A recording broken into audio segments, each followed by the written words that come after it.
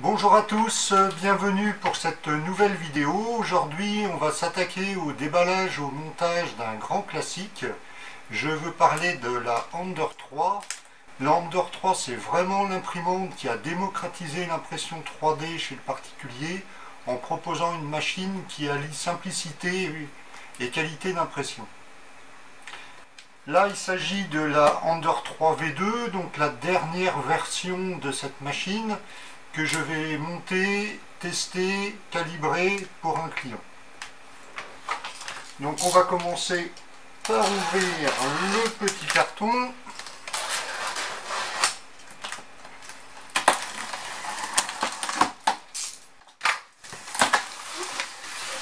Comme toujours, on a une machine bien protégée dans de la mousse. On va enlever la première mousse.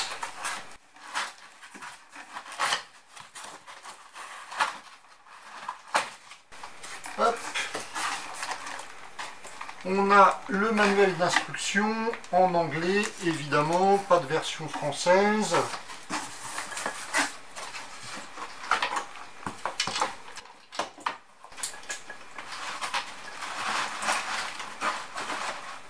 La machine par elle-même. Donc là, les bras qu'on va mettre de côté.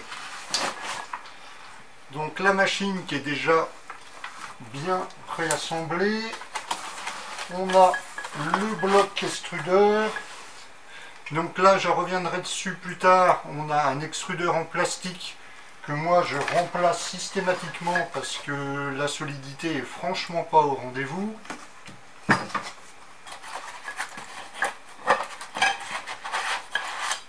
On a le support bobine.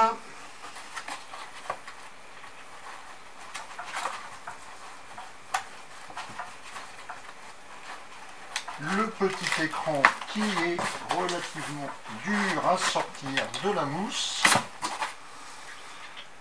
Voilà l'écran.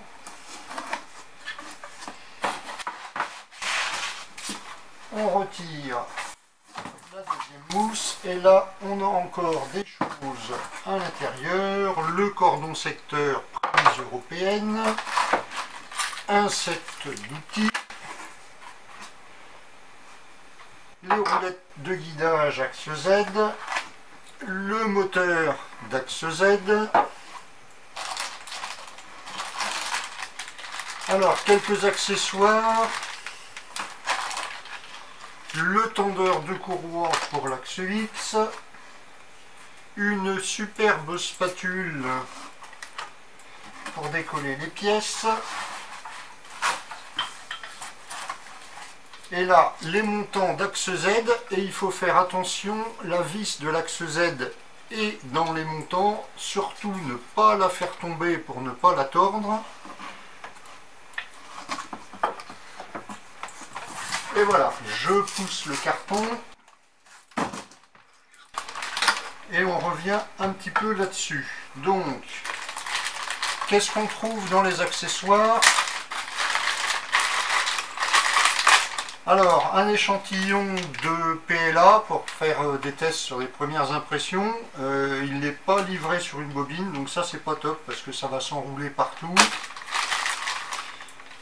La courroie pour l'axe X, une buse et des connecteurs pneumatiques pour le PTFE, la petite roulette pour aider à la mise en place du filament, le détecteur d'axe Z, donc qui est un switch, c'est pas un détecteur optique, un lecteur de carte SD avec adaptateur USB, des vis, les caches de l'axe X, encore des vis, encore des vis, et toujours des vis. Hop.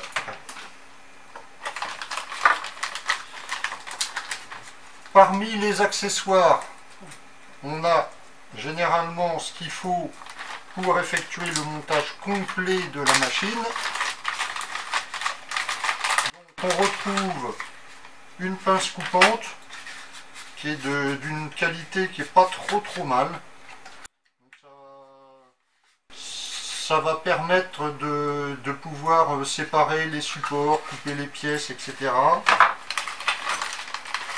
Les petits serre-câbles,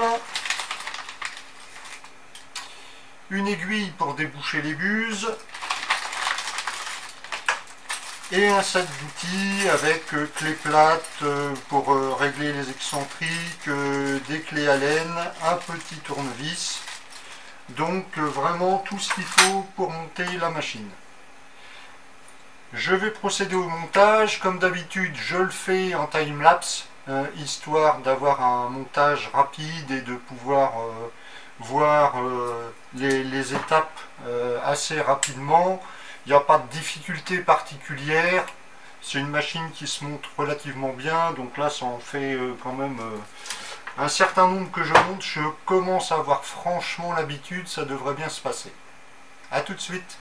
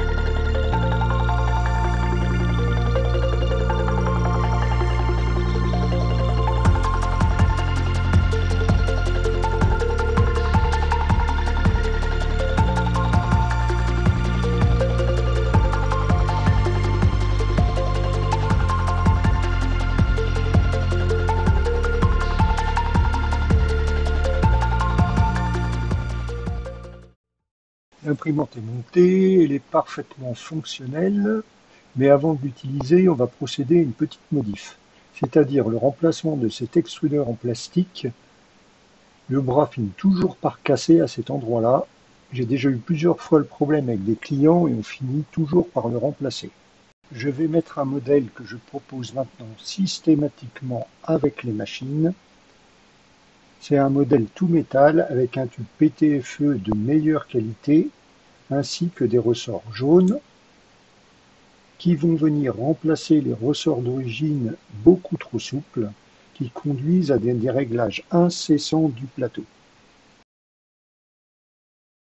Ok, c'est nettement mieux comme ça et je serai sûr que mon client sera tranquille. La petite patte noire qui tient le câble n'est pas une pièce livrée avec le kit, c'est une pièce imprimée que je rajoute pour le bon maintien du câble. On remet la molette, un petit coup d'œil au ressort, avec ça je suis sûr que le plateau ne se déréglera pas tout le temps. On va passer au réglage mécanique, c'est-à-dire le réglage des excentriques. Si vous avez votre plateau qui bouge comme celui-ci avec le réglage d'origine, c'est que la roulette n'est clairement pas assez serrée et il va falloir la régler. Pour la régler, vous avez un excentrique, vous prenez la clé et vous tournez l'excentrique pour que ça serre.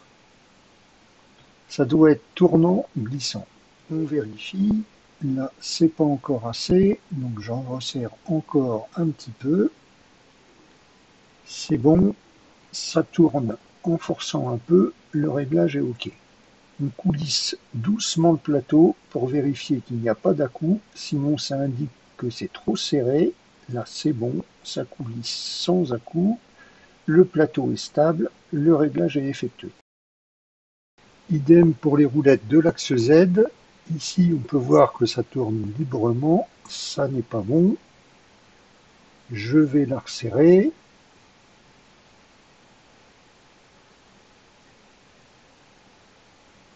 Je vérifie,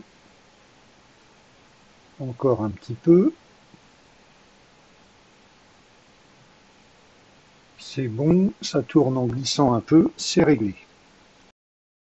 On passe de l'autre côté. A priori, celle-ci est bien réglée, je n'y touche pas. pour l'axe X, c'est à l'arrière que ça se passe. Vous avez 3 roulettes, celle qui possède l'excentrique et celle du dessous. Je vérifie celle du haut, ça a l'air OK. Si ça n'avait pas été le cas, il aurait fallu régler par le dessous comme ceci. Attention, avant de mettre sous tension, vérifiez bien que vous êtes positionné sur 230 volts et non pas 115, sinon ça va faire une grosse fumée. Au mieux, c'est l'alimentation qui va lâcher, mais ça peut aller jusqu'à la carte mère. On va maintenant passer au réglage plateau de la machine. Pour ça, la première chose à faire va être de mettre en chauffe la buse et le plateau. Je rappelle qu'un réglage de plateau se fait toujours à la température normale de fonctionnement. Je vais aller dans le menu Prepare. Je rappelle au passage que l'écran de la Ender 3 n'est pas un écran tactile, donc inutile d'essayer d'appuyer sur les icônes de menu. Je sélectionne Prepare, puis Preheat PLA et je valide. Pour gagner du temps, j'avais déjà mis en chauffe la machine. Je choisis alors Auto Home et je valide. La machine fait son 0 et je glisse une feuille de papier entre la buse et le plateau.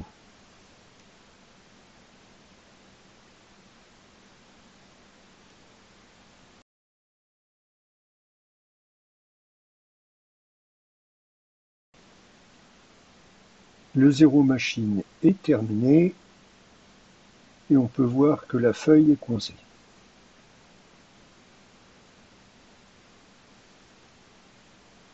Je vais maintenant dans Move et je vais monter l'axe Z de 0,2 mm. Je retourne au menu précédent et je choisis Disable Stepper. On peut maintenant bouger les axes à la main. Il faut ramener l'axe Y vers l'avant pour éviter de taper dans la tâche. On peut maintenant positionner l'axe X en faisant bien attention de ne pas appuyer dessus pour ne pas dérégler l'axe Z. La feuille est lâche, il va falloir régler la molette pour faire remonter le plateau. Pour remonter, tournez dans le sens horaire jusqu'à ce que la buse gratte légèrement la feuille. On passe au point suivant en laissant la feuille sous la buse. J'effectue le même réglage et il y a un peu plus à rattraper sur ce point.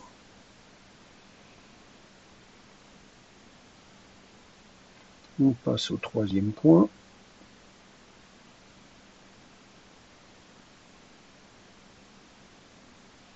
On effectue le même réglage, toujours en cherchant à ce que la buse commence à gratter la feuille.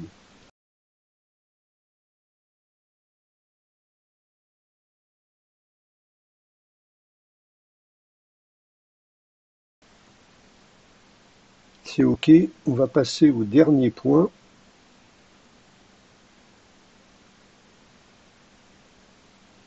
On effectue le réglage.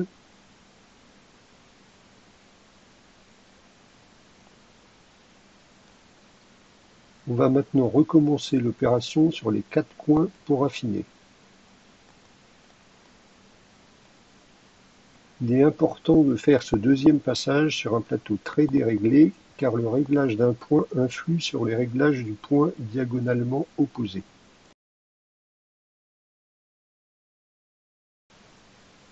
Il y a toujours à retoucher un peu, c'est tout à fait normal.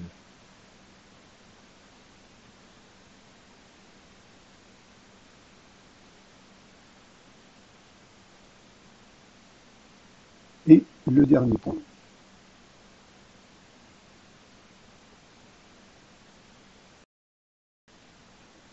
Je vérifie le centre.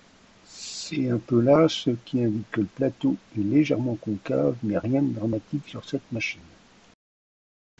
On va passer à la mise en place du filament. Je vais mettre une bobine de 1 kg de PLA marque Creality. Vous pouvez remarquer les trous sur le bord de la bobine. Ce n'est absolument pas là pour décorer, ça a son utilité, c'est pour maintenir un filament de façon à ce qu'il soit toujours en tension pour que le bobinage ne se détende pas. S'il se détend, cela crée des chevauchements puis des nœuds lors de l'impression et c'est la cata. Je mets la bobine en place sur le support de la machine. Je tire le bout de filament coupé en biseau et le mets bien droit. Je retire la molette bleue. Je passe le filament dans le trou de l'extrudeur et je presse le bras de l'extrudeur pour que le filament puisse entrer. Ensuite, je pousse le filament jusqu'à ce que je sente une résistance. J'ai oublié de préciser qu'il faut évidemment que la buse soit chaude avant de charger le filament. Je remets la molette. Pour pouvoir tourner la molette, il faut avoir fait un disable stepper pour libérer le moteur.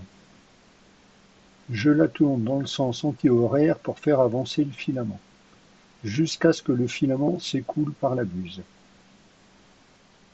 Le filament est chargé. On va passer à la calibration de l'extrudeur. Pour ça, je fais dépasser un peu plus de 100 mm de filament et je le mesure au pied à coulisse.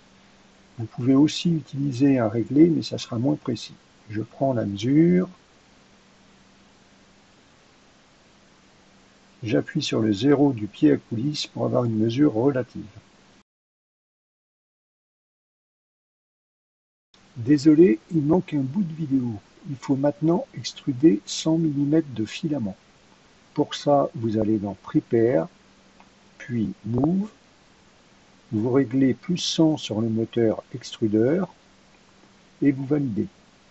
Le filament doit avancer de 100 mm. L'avant, c'est fini. Maintenant, je reprends la mesure pour voir de combien ça a avancé en réalité. Ça a donc avancé de 95,97 mm au lieu de 100. Il va falloir corriger ça.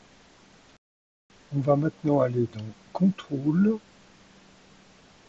puis Motion, puis Transmission Ratio. Et on regarde la valeur d'origine de Transmission Ratio E. C'est 93, on va maintenant faire le calcul. Je prends les 100 demandés, divisé par les 95,97 obtenus, et je multiplie par les 93 d'origine. Ça nous donne 96,9. On va modifier la valeur du Transmission Ratio E. On va donc régler 96,9 calculé précédemment. On revient en arrière, encore une fois, et on va faire Storage Configuration. Il est très important que la carte SD soit présente car c'est sauvegardé dessus. On va démarrer l'impression, je vais sur Print, je choisis mon cube de test, l'imprimante commence à chauffer, ça prend un certain temps, on va attendre qu'elle soit à température. La chauffe est finie, la machine fait son 0 et va commencer à tracer la ligne de purge. À partir de ce moment-là, je vais aller dans Tune et je vais me placer sur le Z Offset.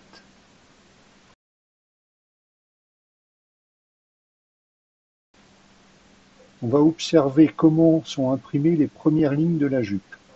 Il faut qu'elles soient suffisamment écrasées pour se rejoindre, mais pas trop non plus. On est trop écrasé, je vais mettre un offset de plus 0,1 pour corriger. Ça a l'air mieux, je vais laisser l'impression se poursuivre. Faites attention, cette valeur n'est pas sauvegardée, il faut la régler à chaque début d'impression. Ne la réglez pas avant que ça commence la ligne de purge, car le 0 machine n'est pas fini.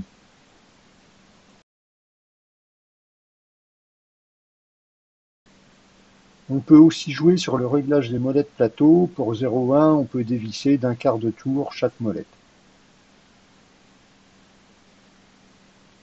On va laisser la machine travailler et voir les résultats tout à l'heure.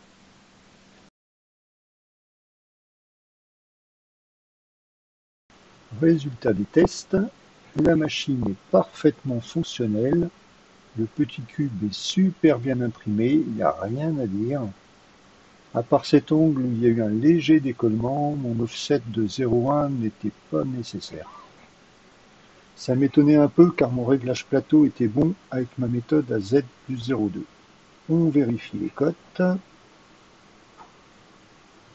On est impeccable en X. Pareil en Y.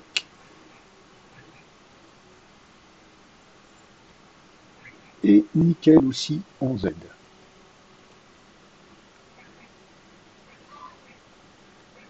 Le petit chien est aussi super bien imprimé en couche de 0,12.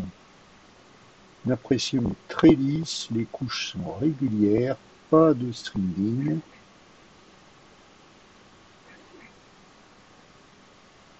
Et les coutures sont très propres également.